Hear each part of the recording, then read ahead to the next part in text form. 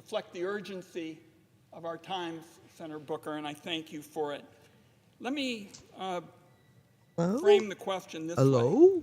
I hold open to all town hall meetings in every county in my state each year. I've had more than 1,100 of them. And since Donald Trump took office, I'm having a day and a half today.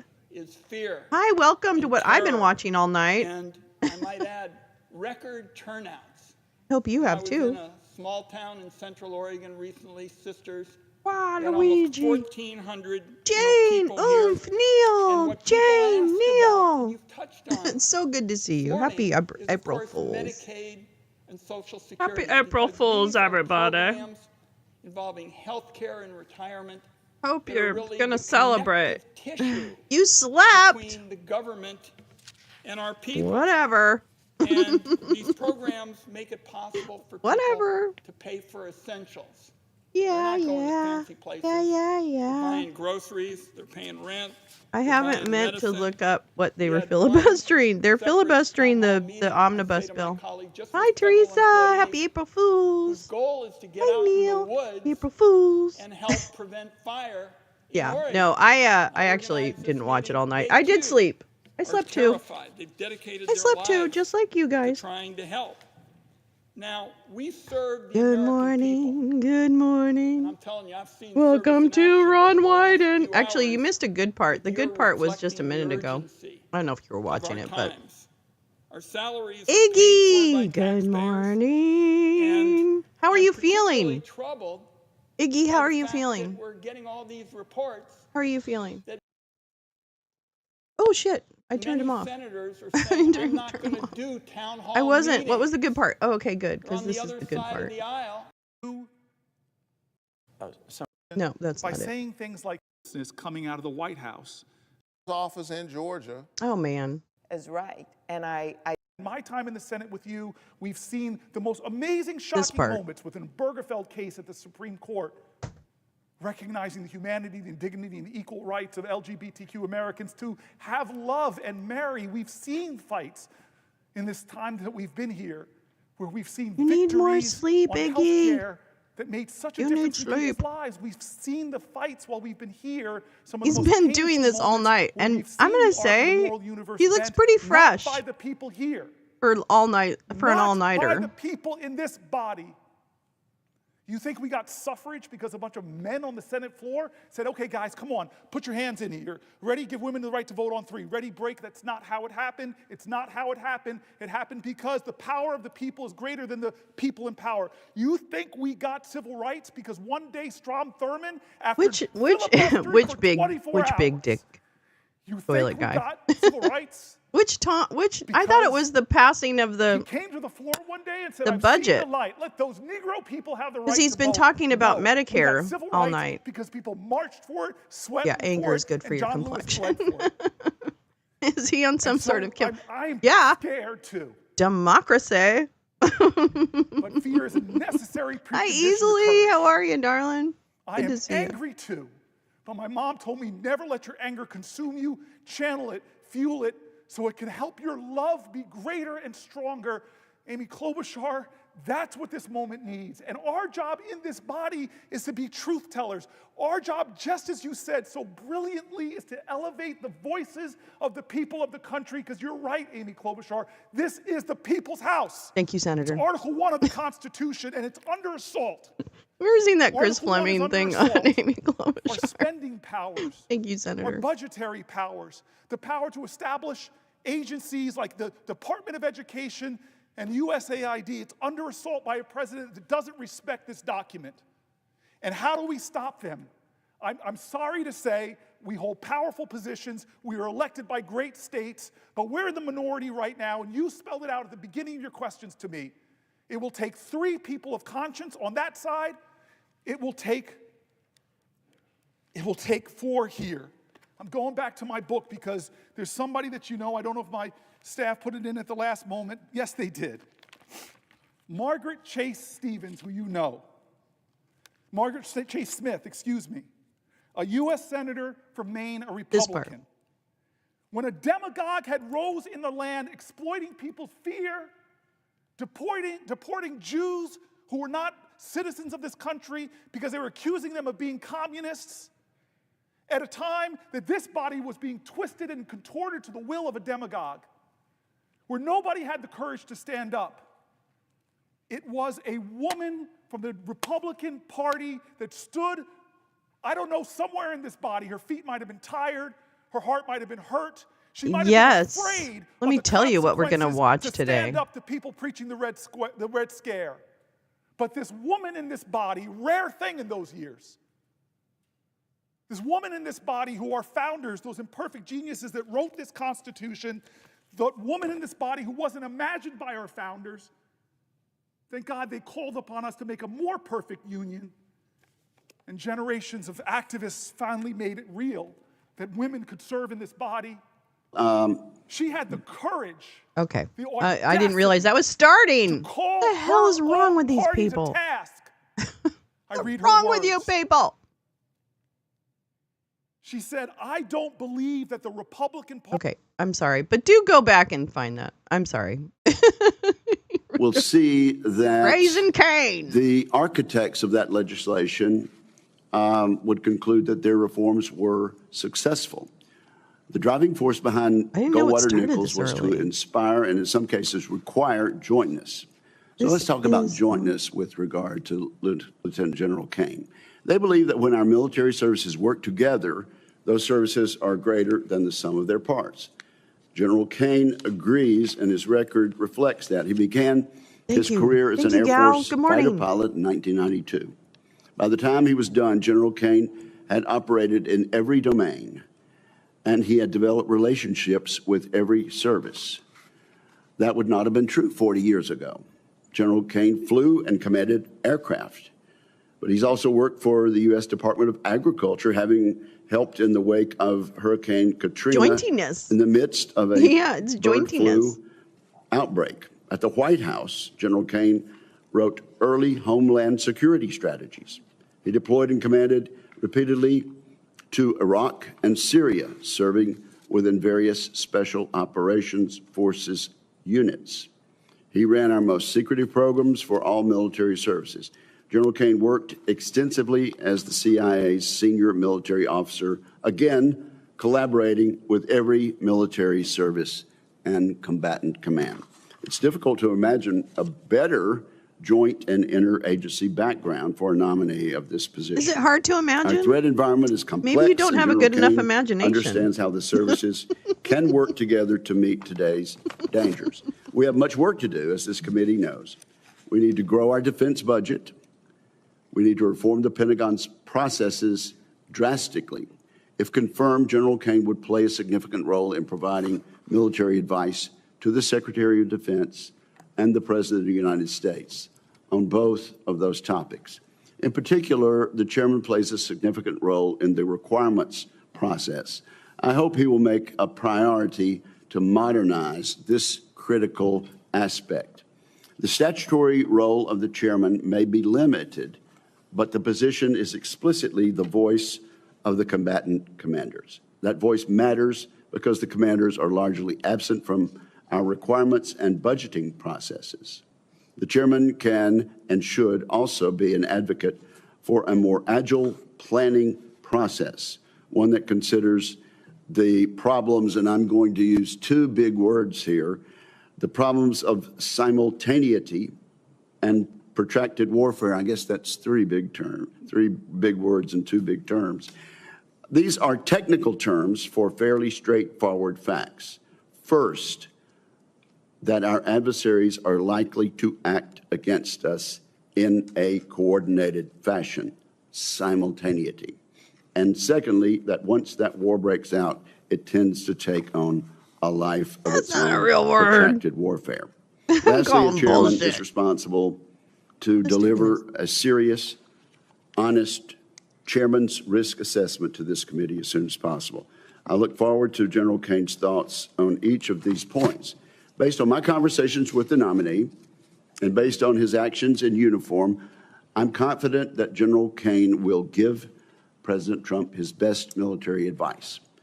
he will do so without bias, as he's required to do.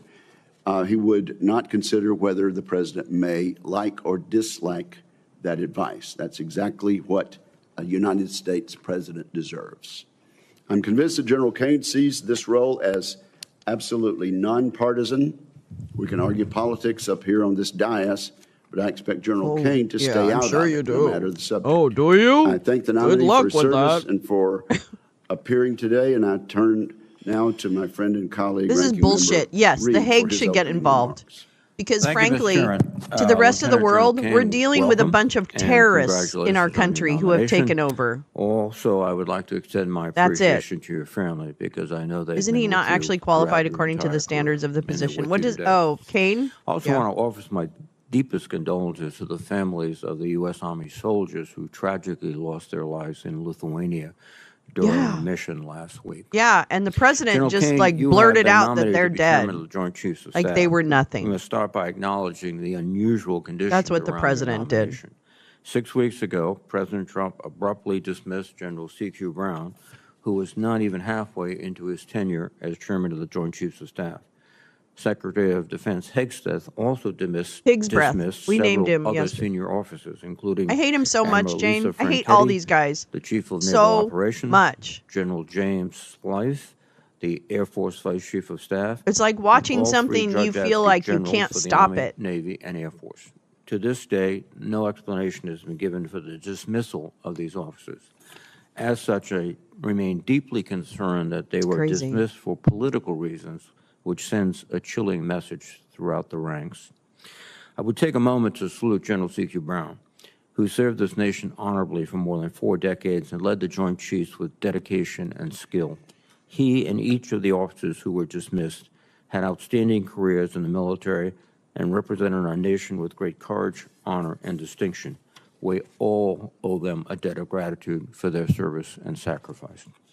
General Kane, Yeah, I didn't trust they- that you understand didn't they the make an fraught exception? situation within which you have been nominated to be the Or chairman of the Colin Joint Powell or Chiefs. something? In this regard, your don't know. distinguished record of service is encouraging. As an F-16 pilot with thousands of I think flight hours he's and multiple not combat qualified deployments, because he you have served with distinction friends in the with Air a Force fucking and the Air National king. Guard. You have also That's served what I in senior think. leadership roles at the Pentagon, the White House, and overseas. The hand of the king. Including Is that in what the it special is? This is operations the hand and of the king? intelligence communities. Oh no, I guess that's Susie. General, if confirmed, you will serve as the principal military advisor to the President, the National Security Council, the Secretary of Defense, and Congress. You will be expected to be an effective strategist, advisor, and manager, and your counsel will be relied upon as we confront the multitude of national security issues before us. Indeed, we face significant challenges. China clearly remains our primary competitor as the only nation with both the intent and capability to challenge the interests of the United States and our No, allies but and partners. it's probably time for At that the to same time, change. Russia remains a violent, destabilizing force, and nations like Iran That's and all North he Korea likes is his continue to push nickname. the He probably doesn't know boundaries of anything military about this guy. brinksmanship. To succeed in this environment, the U.S. This is military must crazy. better develop its joint capabilities across all domains, including space, cyber, and information. Moreover, we must not lose the combined strength of our allies, nor can we abandon the soft power of our diplomatic and humanitarian efforts. To retreat to Fortress America will encourage our adversaries to But I exert wish their we would. influence throughout the world. General Kane, I'm Yeah, interested he to know liked how his you would nickname. ensure our military Meritocracy. remains the world's premier fighting force. If confirmed, you will be responsible for identifying new joint capabilities and performing net assessments to ensure each of the services are procuring the right capabilities needed for the joint force. The chairman must review capabilities holistically across the total force, which can conflict with the priorities of individual services. The committee would be interested to learn how you plan to manage this dynamic. In addition, the National Defense Strategy, the National Military Strategy, and the annual Chairman's Risk Assessment are vital documents this committee relies upon to perform its oversight functions. As the administration begins its work to review and revise these documents, General Kane, I would like your assessment of the current strategy and recommend any changes to these documents. Finally, the Joint Force understands the needs of America's service members and to be their greatest advocate. If confirmed, you will be the most visible military officer in the nation. it will be critical for you to represent the force with total professionalism and trustworthiness. Frankly, I am concerned about the health of civilian-military relations in our country. Over the past several months, the military has been dragged into dangerous political fights. Public trust in the military is eroding, and I fear that the military's trust in civilian leadership It does has been look shaken. like her, huh? Civilian control of the military is a sacred duty that must be carried out responsibly and not exploited. General, I'd like to know how you will work to help improve civil-military relations and demonstrate this ethos yourself. This guy's a total, every day. like, Max, you're Above all absolutely else, I right. expect you to pledge to Kane always is provide a your simp. best military advice to the President and the Secretary of Defense. I mean, they might as even well if have that put advice Kellogg in is there. not You what know, they like, want to it's hear. just, The safety of they're our all service gross. members and the American people depends upon such Yeah, she candor. does look a little more General like Lindsay Kane, Wagner, if the confirmed, bionic you will woman. lead the joint force at a momentous time. It's true. I thank you, and I look forward to your testimony. Thank you, Mr. Chairman. Thank you. Let's hope someone brings that up. Senator Reed. I doubt it. General Kane, we will now hear your testimony. You're recognized. Well, thank you, Senator. Chairman Wicker, Ranking Member Reed, members of this committee. My name is Dan Kane, and I am honored and humbled to sit before you today as the President's nominee to be the 22nd Chairman of the Joint Chiefs of Staff. I'd like to start by thanking the President and the Secretary Is he for their active trust duty and right now? confidence Why is in he all me, dressed up? And if confirmed, Is he allowing me is to he again active duty? serve our great nation. I'd also like to thank General C.Q. Brown and his wife Shireen and their family for their more than 40 years of 40 selfless years. service to our Oh nation. my God. I'd like to thank the Oh team that my helped prepare me God. for this hearing Fucking today. hell. And finally, I'd like to thank my family and friends who have given me so much. It is my family who has made my service possible, always at their own expense. They have given the, more than I have. and Valley of there the are Dolls not words cocktail to ring he's express my got on? Thanks to each of them. Okay. Especially my family in our nation's Midwest. I sit here before you, the proud son of an Air Force fighter pilot who flew F-4 Phantoms in Vietnam. My mom was a pediatric critical care nurse who worked nights so she could be home when my sister and I got up in the morning. And My when we mom got home too, in the but she was a afternoon. heart nurse. I learned about service from my parents and the other me members of too. my family who served not because it was easy, I but didn't because it was the serve right thing military, to do. but In our family, we serve. yeah, When well, asked, that's true. we always say yes. Yes. Senators, I acknowledge I'm that wearing I'm my an dad's unconventional uniform nominee. These are unconventional times. Yeah, no shit. It is Oh my 9:48 God. p.m. in Beijing, 6:48 p.m. in Tehran, Okay. 4:48 p.m. in Moscow, Okay. and 10:48 p.m. in Pyongyang. As we sit here now, our nation faces an unprecedented rising global risk. Yeah. Our adversaries are advancing, global nuclear threats are on the rise, and deterrence is paramount. Yeah, and you've got a Our nut national job in defense the White requires House. urgent action and reform across the You have board. a Russian puppet in the We White House. must How are go you going to do faster. that, Raisin? We must move with a sense of urgency. We can never forget that gonna our look number up some one of job Gal's is to stuff on create Raisin peace Cane. through overwhelming strength, and if need be, fight P.S. and win It's our 9:50 nation's a.m. wars. here, dude. I realize for many Yeah, Americans exactly. I'm an unknown Not leader. 9:48. And it is with a heart full Idiot. of gratitude that I've been given a truly unique set of experiences that I believe have prepared me to be the 22nd chairman.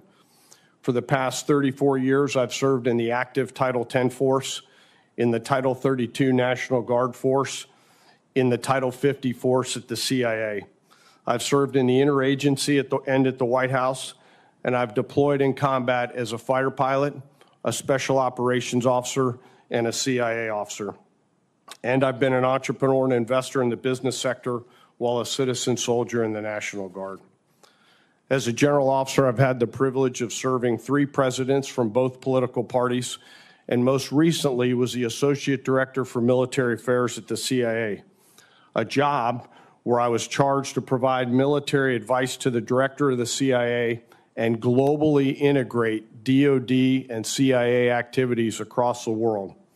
Along the way, I've proudly served alongside some of America's most incredible warriors and civilian teammates and their families, and I've witnessed them do awe-inspiring things in the service of our nation and to a person, they've poured more into me than I could ever have poured into them, especially our non-commissioned officer corps. And sadly, I've been there with them as they made the ultimate sacrifice on the fields of battle, and been with their families as we told them of their loved ones' service and sacrifice. I think of our fallen every single day. These experiences help me to better understand how our nation considers and uses military force to achieve our national security objectives. And they directly inform my views of the importance of carefully considering the use of that force and the risks associated with it beforehand, and always asking the important question, and then what, before we do. And if the decision is made to use military force, crushing our enemies and winning. I've also had the privilege of serving alongside incredible business leaders, starting and scaling companies as an entrepreneur, and along the way, I learned what a different kind of grit looks like. Our American entrepreneurial spirit is a force multiplier, and my time as an entrepreneur has made me a better general officer and leader. And if confirmed, I'll bring more of that spirit into the joint force. Senators, I'm here today to earn your trust and the trust of the American people. If confirmed, I'll continue to work as I have for my entire 34 years in uniform, always focused on the mission and our incredible people. If confirmed, I'll continue the traditions and standards of my oath of office and my commission as a nonpartisan leader who will always strive to do the right thing. Chairman Wicker, Ranking Member Reed, and members of the committee, thank you for your time and your consideration. As we gather here today, let us never forget our deployed forces and their families, and may we always remember our fallen and their families, especially those. And then you three remember, that Jane, Senator that Reed he's part mentioned of this and our like one missing. nut I look forward to your case questions. group of people. Thank you very, very much, General Kane. I am required to ask you some I standard know. questions. He seems really that we boring. ask of I didn't really notice all anything out of nominees that. I wasn't in really your listening. situation. So you didn't And get my so, attention. if you will just Raising answer Cain. yes or no to these questions, keep your talk button pressed. Have you adhered to the applicable laws and regulations governing conflicts of interest? Yes, Senator, I have. Have you assumed any duties or taken any actions that would appear to presume the outcome of the confirmation process? No, Senator, I have not. Exercising our legislative and oversight responsibilities makes it important that this committee, its subcommittees, and other appropriate committees of Congress receive testimony, briefings, reports, records, and other information from the executive branch on a timely basis. Do you agree, if confirmed, to appear and testify before this committee when requested? I do, Senator. Do you agree, when asked before this committee, to give your personal views, even if your views differ from the administration? I do, Senator. Do you agree to provide records, documents, and electronic communications in a timely manner when requested by this committee, its subcommittees, or other appropriate committees of Congress, and to consult with the requester regarding the basis for any good faith delay or denial in providing such records? I do, Senator. Will you ensure that your staff complies with deadlines established by this committee for the production of reports, records, and other information, including timely responding to hearing questions for the record? I will, Senator. And two more, General. Will you cooperate in providing witnesses and briefers in response to congressional requests? Yes, Senator, I will. Will those witnesses and briefers be protected from reprisal for their testimony or briefings? Yes. They will, Senator. Thank you very, very much. Now, let me just Double dog piano. start out by asking about some hyperbole that may Lowell have been Wicker out was a there better GOP in the senator than press. Ms. Wicker. General He's Kane, fucker. did you wear a MAGA hat in front of the president? No, sir. Did you wear a MAGA hat at any time? What? No, Wait, sir. Thrive? Okay, would you He like retired to elaborate on December that? 2024. Sir, for 34 years, I've upheld my oath of office and my commitment to my Oh, commission, my and God. I've never worn any political He's part of the merchandise. family. Okay, thank you for that answer. Now, previous chairman of the Joint Chiefs of Staff have somewhat equivocated when asked about top-line spending issues. I think you know that about the proposals that will soon be before this Senate and this Congress. Is it, in your best military advice, based on your experience, is it your opinion that we need real growth in the defense budget to maintain deterrence against the very capital cities and interests that you mentioned in your testimony? Well, Senator, thank you for that question. We definitely must have a sense of urgency related to the budget.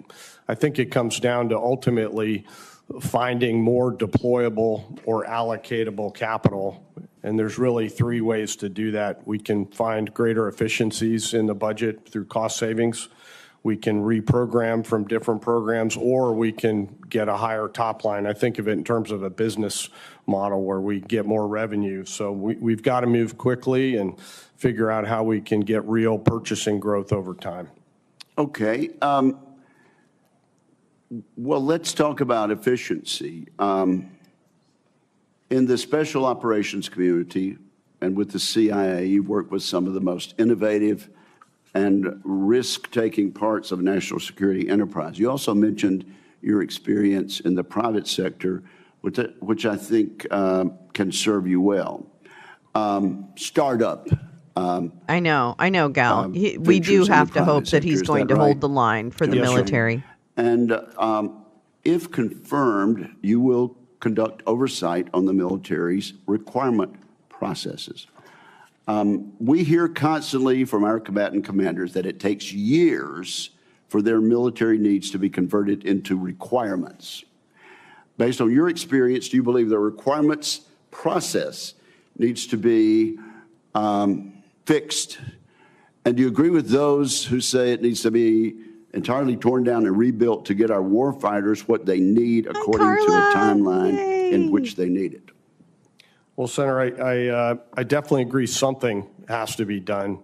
The solution is probably somewhere in the middle. I don't know that we need to tear the whole thing down.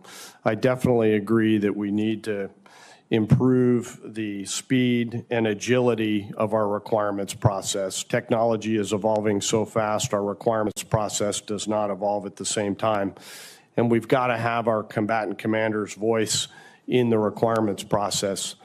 The one area that I think we also need to do is to keep a global picture on those requirement processes. I mean, here's the thing. No two combatant commands have the same requirements, and only the Joint Staff I understand has the global view on those requirements. What Gal is along with saying, OSD. like, So you have to, if confirmed, I'd like you to have continue to work believe with that this you and the guy, rest of the even Congress amidst to all sort of his through this. compromise, I appreciate it. right, and his A relationships, chance to you have to believe that from a my, military white standpoint, paper on he knows he the needs to Forged stand up Act for and that, his proposed people. legislation. You know Yes, what I sir. mean? So I hope Don't you that agree she's that right, it's a that masterful taking the piece of oath legislation? is I more do, sir. important to him. It was a than- beautiful read, sir. Yeah. You know, Would you like to elaborate? doesn't on that? change his Well, relationships. sir, I mean, I think That's it good. certainly lays out a So lot of that's- good yes, markers exactly, for Jane, improvement in the exactly. requirements process. Well, it seems to From me, yeah. you've worked in the private sector. You have to and believe work that with military startups. leaders still have some integral The number of people ethics when it comes in to DOD who have to touch their people and their something, touch an know, idea, people that sign off they on lead. an idea to actually Career get something military done officers is- have is had far decades of training different that Trump can't from just those undo. people who That's are true. actually That's true. making Even in the innovative time that changes in the they've private sector. Is connected that with correct? him. Yeah. Yes, sir. Okay. And do you agree then that we need to move in the direction of efficiency, and that a lot of the top line money that I mentioned in Yeah, let's my start with second you. question can We're be gonna found cut by you out. efficiencies and moving things faster, and also we could get to the warfighter what they need in a timely manner.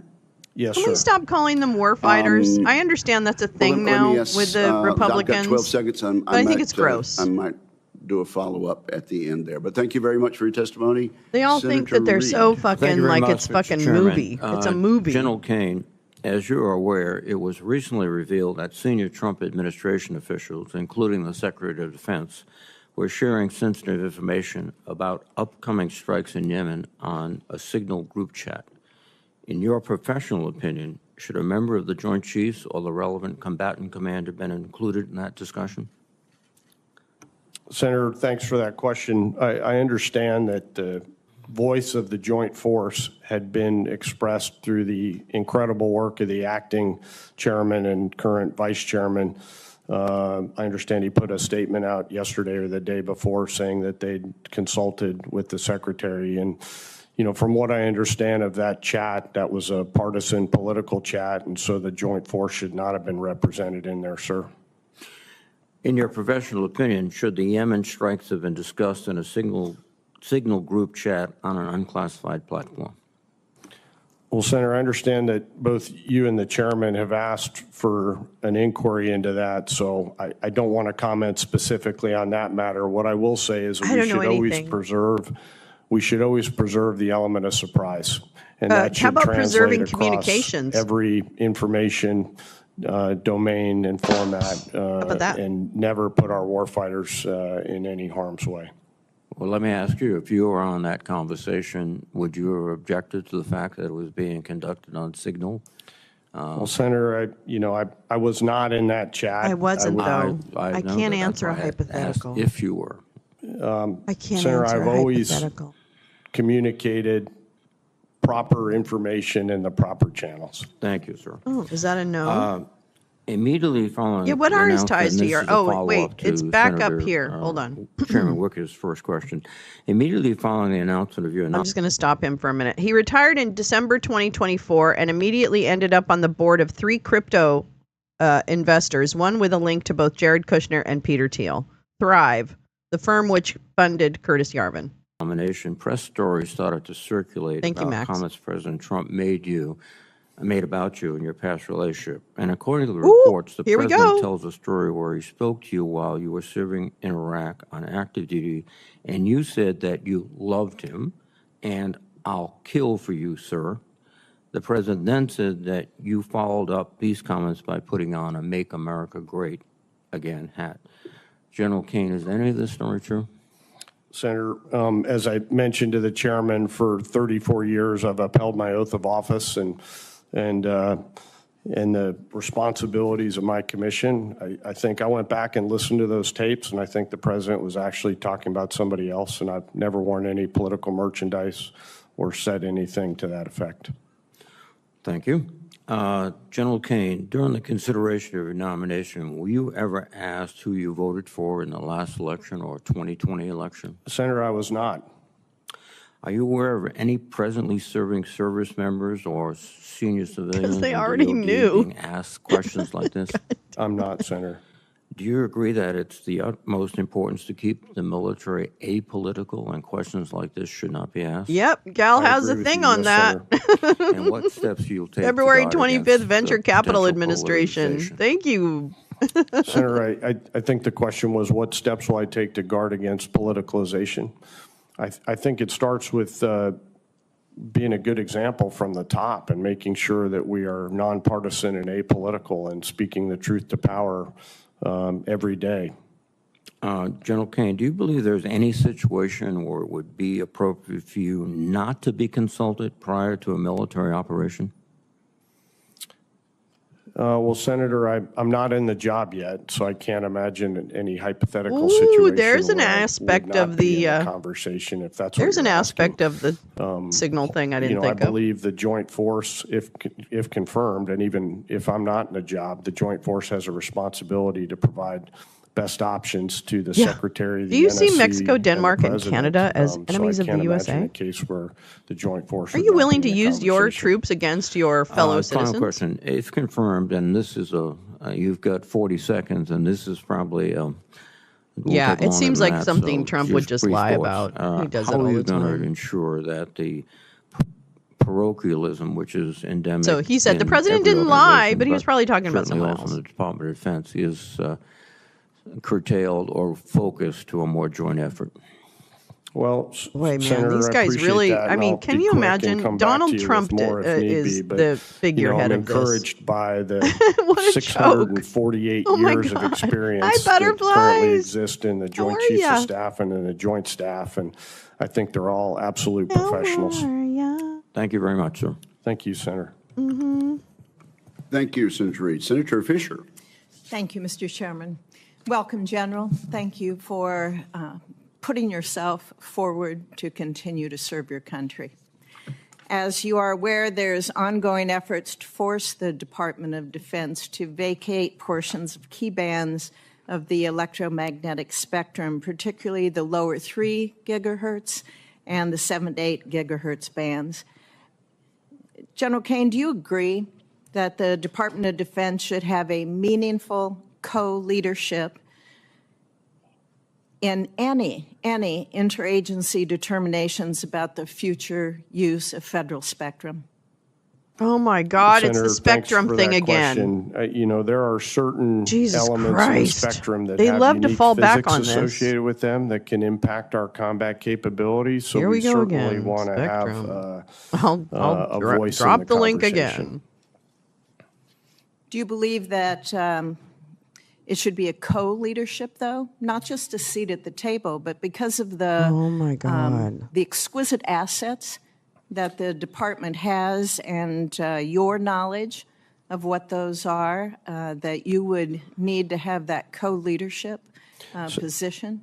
Senator, you asked what the views of the department was, mindful that I'm not in the job yet, and if confirmed, I'd have that conversation with the secretary about co-leadership related to that. What are the risks to national security if the department is forced to vacate those spectrum bands? Well, Senator, some of that may be reserved for a conversation in closed session at some point in the future, but certainly if we lose portions of that spectrum, we'll lose some exclusivity related to our combat capability, and certainly, one, don't want to tip that off to our adversaries who might be listening, but two, would rather talk about that in closed session. I look forward to having those discussions with you if you are confirmed, sir. General Kane, for the first time in history, the United States faces 2 nuclear peer adversaries in China and in Russia. And yet our planned nuclear force was decided back in 2010 when the threat environment looked very, very different, and it hasn't been reconsidered since then. For example, just over the past few years, China surpassed the U.S. in the number of ICBM launchers it possesses. Russia has suspended the New START treaty, and nuclear saber rattling has been a defining feature of its invasion to Ukraine. North Korea has claimed to I don't know test where the the former first presidents are. solid I really don't. ICBM. I don't know where all the Programs or former record may not be White House sufficient officials to are. address these future threats. I or these guess they current feel like threats, if they say let alone anything, they either future go to threats. Gitmo So if or confirmed, they how miss would you out work on with their the billions. Secretary, the services, You know? Stratcom, I feel like that's to the identify calculus. and address any Am I going to go to insufficiencies Gitmo, so or that maybe our am I going to nuclear make deterrent billions? would remain credible? Huh. I think I'll make Well, billions. Senator, That's what and they're it must thinking. remain credible. We must invest I can't in the even explain deterrent it any side of other our way. nuclear triad, and there's a lot of work to be done there. And if confirmed, I look to work with the incredible leadership at Stratcom. Yeah, this seems We have like a really, great really commander out there important. who's very smart, dedicated, and technically all over. I mean, I'm sure the weapons all system over is the very program out important. there. I understand that. And you this know, might this be will a an critical area of question, significant but I don't emphasis think to it's make the sure that critical we're question fielding of the day. capabilities that we need. Have you So, had an there. opportunity to review the Strategic Posture Commission's 2023 report? Oh my Senator, I've God. not.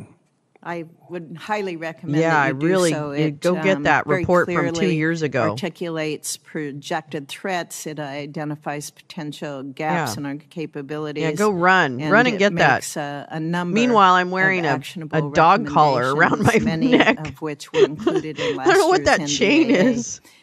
The Trump Finally, announcement is General taraffs. Kane, I the don't know. nuclear armed sea We have launch to talk cruise about that. missile or We were talking SLCM, about is that. a Navy program of record that has been supported Eggs. by this committee Hi, on a strong butterflies, bipartisan chopping basis. veggies, feeding I was parrots, pleased and to then see I can you take a break. affirm Oh the my God, importance of butterflies. SLCM in your advanced policy Well, questions. I mean, Can you feeding explain parrots to sounds this like committee fun. the importance of Maybe providing it's the not, but it president sounds like fun. with additional like theater nuclear options such as SLCM?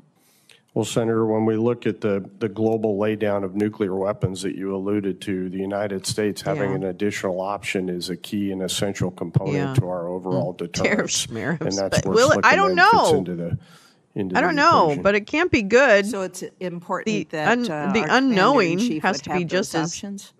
Well, I won't get out in can front be of the equally president. damaging. It may be a decision Aw, your that he has a chickens, little different view on, baby. but certainly the joint force should offer Where to him with his that next tariff option, nonsense? Yeah, that's for tomorrow. his consideration based Yeah. on the It's needs tomorrow. of the deterrent capabilities. And it in is a front Can you believe program of that? record. It's tomorrow. Yes, ma'am. Thank you, sir. Oh, he's just Thank you, fucking Mr. with Chairman. people, or Thank they. you, Senator They're just Fisher. fucking with Senator people. Shaheen. General Kane, congratulations on your nomination. Nut liquor and is thank you for your behind this, willingness so. to continue to serve the country. I appreciated the time Hi, we Paul spent Langen. in my office talking about Woke this woke role potatoes and in the belly the now with chipotle challenges hot that sauce you will and be liberal facing. woke amounts. Yum, One of the yum. things that we discussed was the Women, Peace, and Security legislation that was signed by President Trump during Come his on, Gene. first term, Give it to and him. it mandates that women should be at the table in conflict resolution and peace negotiations.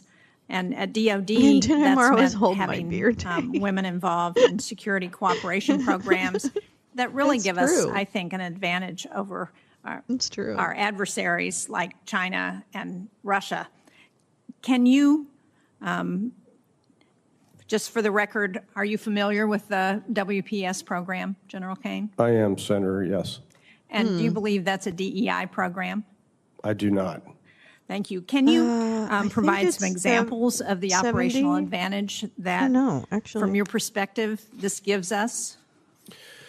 Well, Senator, I can just give you my own personal recollections from being deployed before. This was precursors of the program, but when we would go out into the field and after concluding an assault, we would have female members. 70 who would, days speak today. with, 70. those women and Oof. children who were on the objective, and they would help us to understand Whoop, whoop. the human terrain in a new and novel way. And so WPS Oh, bantams, is, they're half I the think, size. Oh, program that really help us to understand the full spectrum of challenges that are in front of us.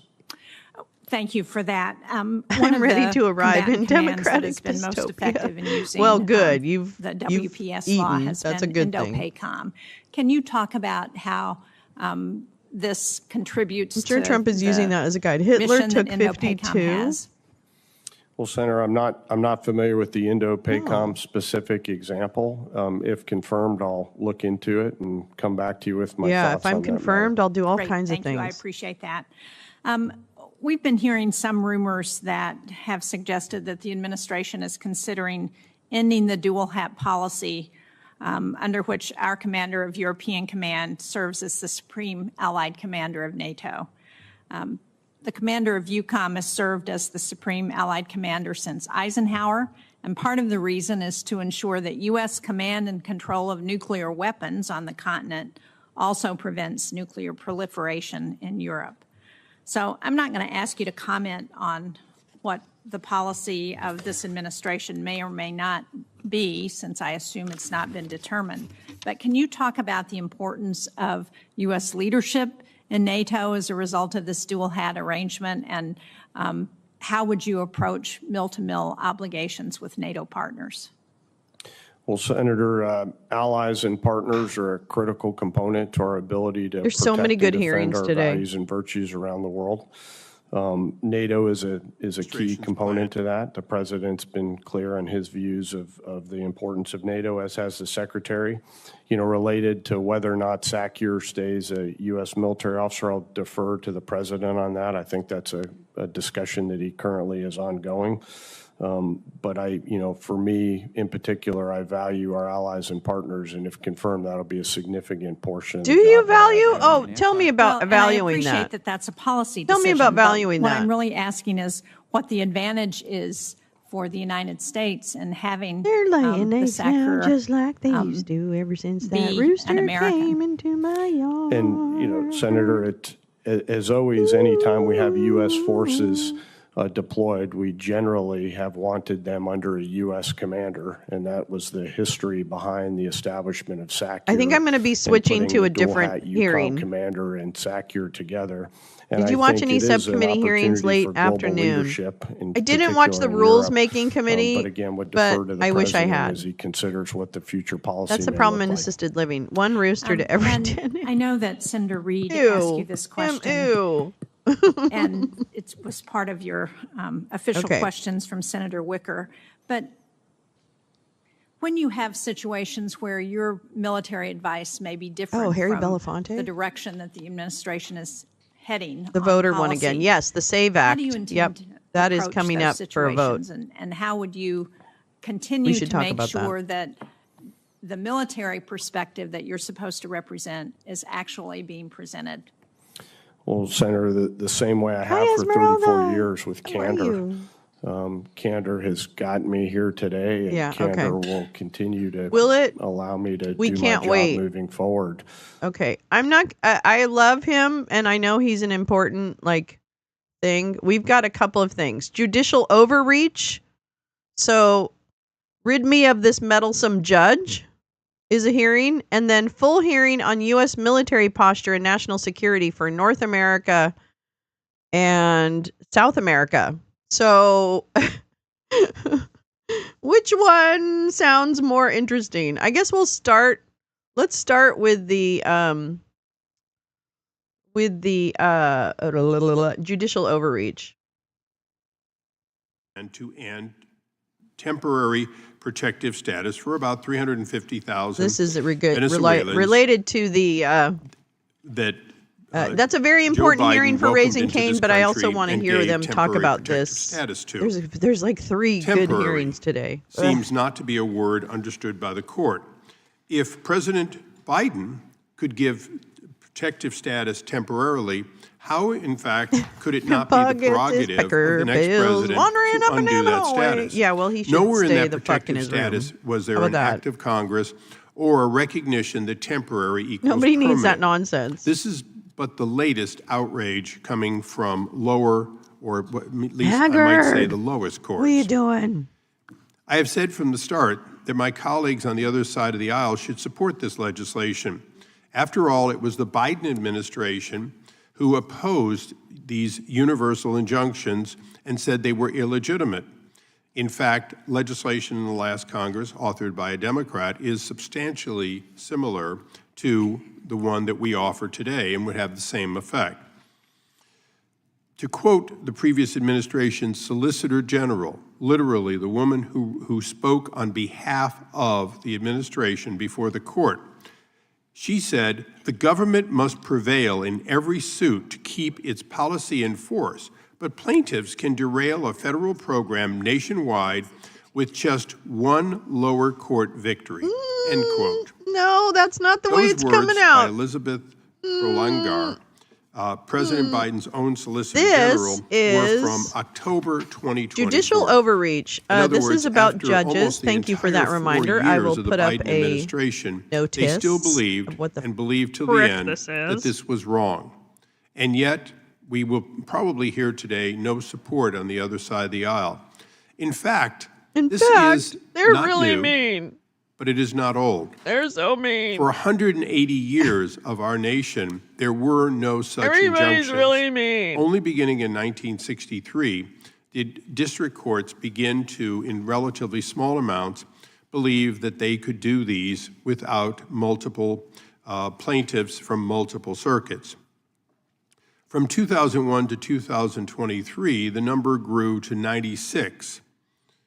But an incredible 64 of those occurred during only 4 years, the 4 years of President Trump, meaning that more than half of all injunctions in this millennium, this century, were against President Trump in his first 4 years.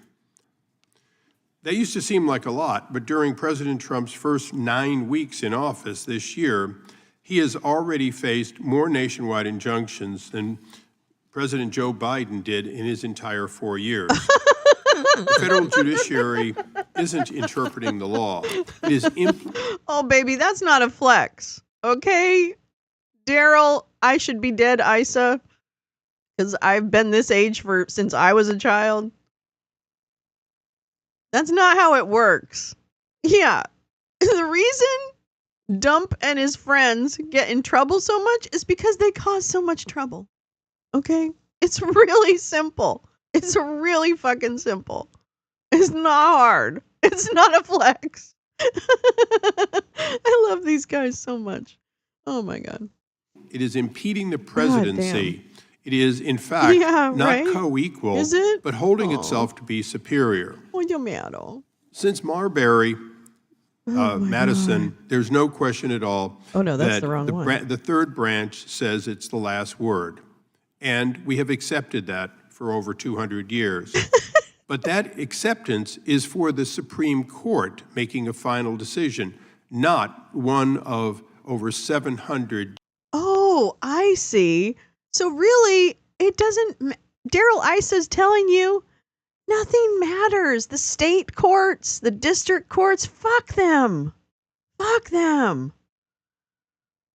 Who cares? Who cares if they've been in place and had that check and balance? Who cares?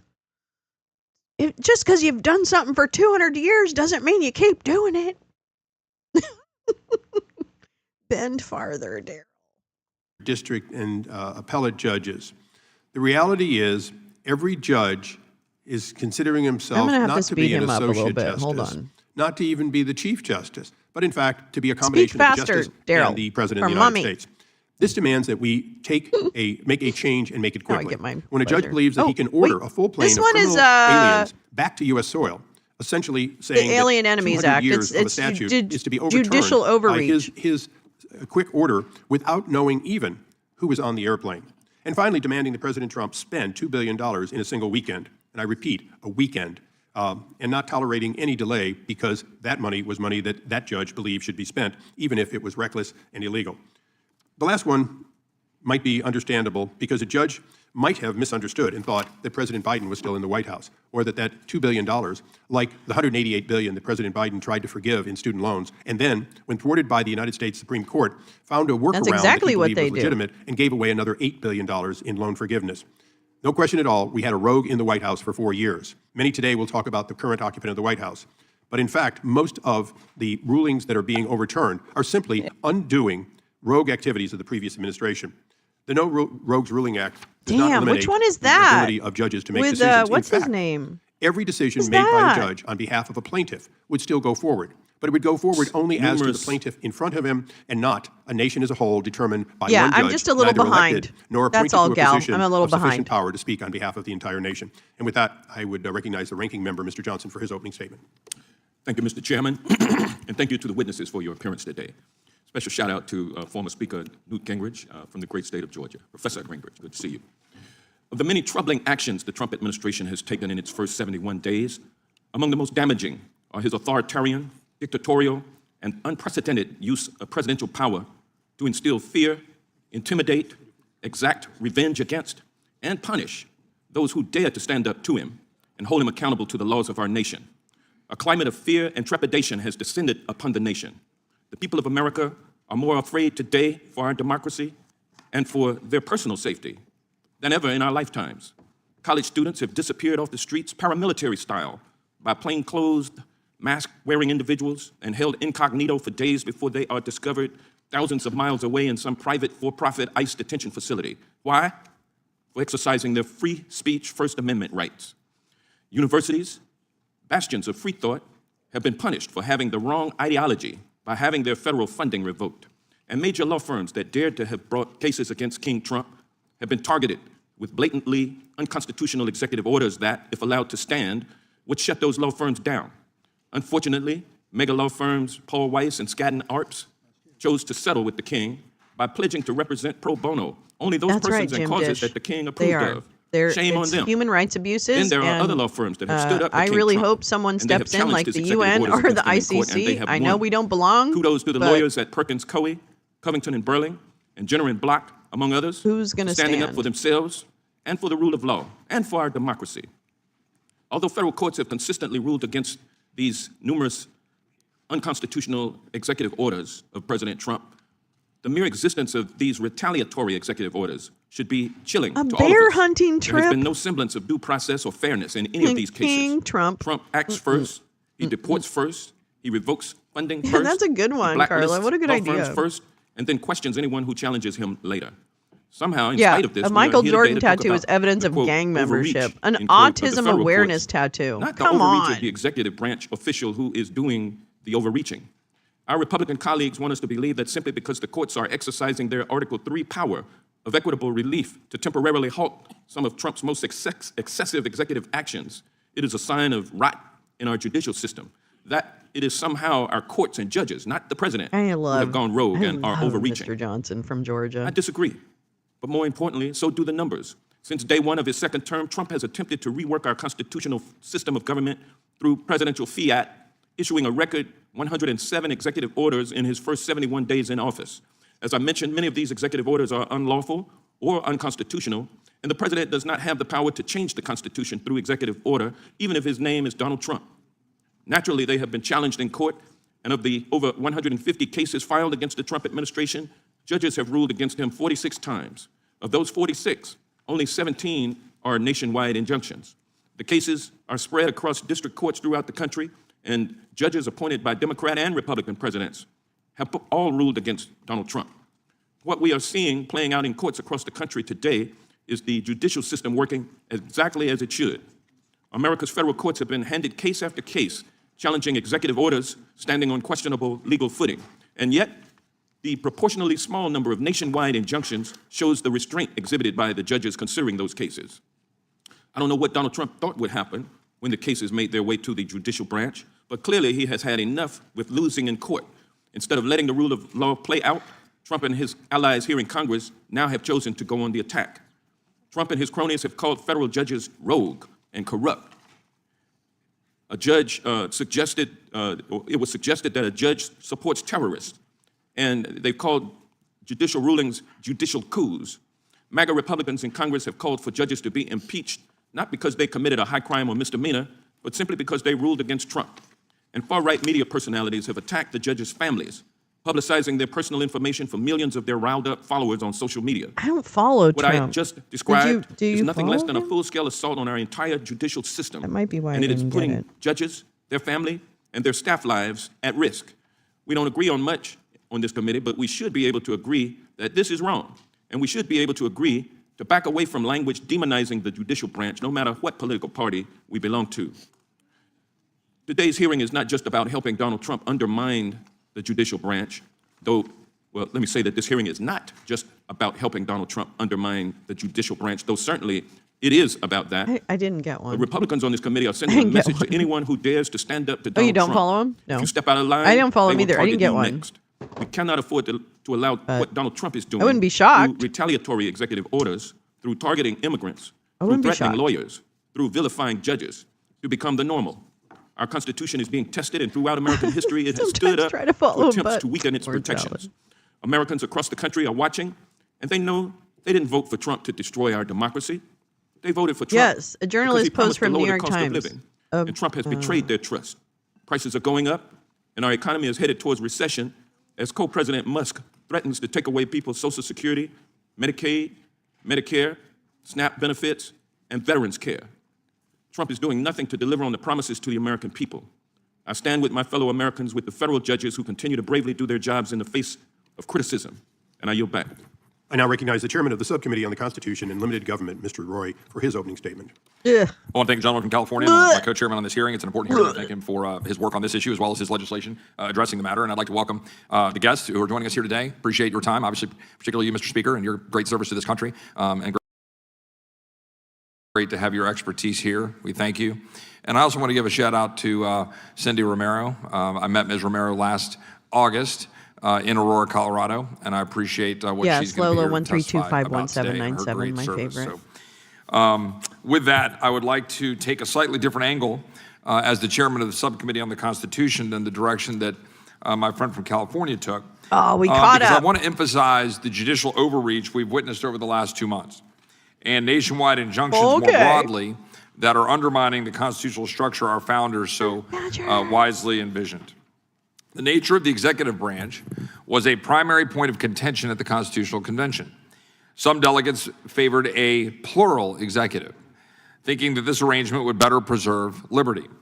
But they were wrong, and our founders wisely resisted their calls. Instead, the Constitution lodges the executive power in a single president of the United States. Alexander Hamilton offered the classic defense of this arrangement in Federalist 70, emphasizing that a vigorous and energetic executive is necessary to defend our liberty from foreign threats. Hamilton rightly argued that unity in the executive was the essential ingredient in this formula. Only a single executive could act with the decision, unitary executive secrecy, theory, and dispatch necessary to only our guy can do it, but when it's the other guy, everybody has to agree. I have introduced legislation in the past. It's called the Article 1 it's not, Act, again, not to a try to flex. cabin in the executive branch Not a flex. when it's not necessarily working directly with Congress. And I'm happy to work with my colleagues on the other side of the aisle on these concepts when we have these lingering emergencies. In many cases, these national emergencies that date back to the 1970s.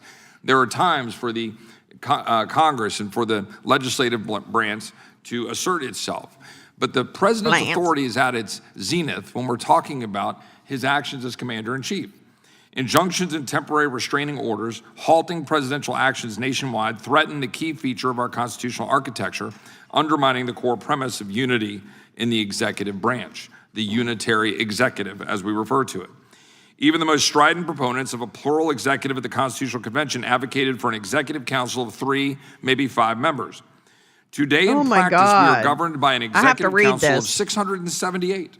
The nationally elected president and 677 district court judges, each of whom retains a functional veto over executive actions through their power to issue nationwide injunctions. BRB. Scholars have long understood that a hostile judiciary or even a single hostile judge could abuse its power to issue nationwide injunctions to infringe upon the lawful authority of the President of the United States. Now, that's not a partisan point. I've got numerous examples of our colleagues on the other side of the aisle who have raised these concerns.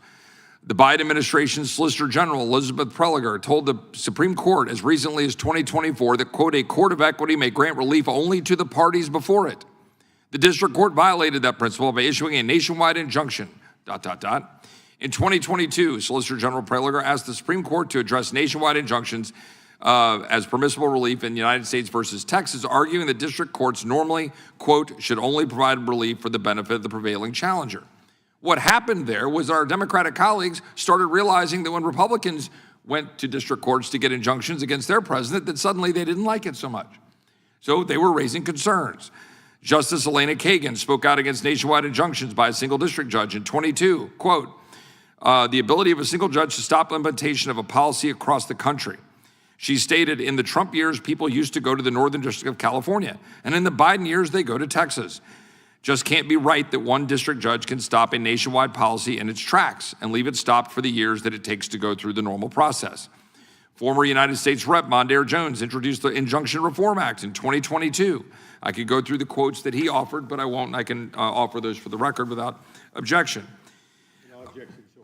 In a letter to William Torrance dated June 11, 1815, Thomas Jefferson explained who decides constitutional questions.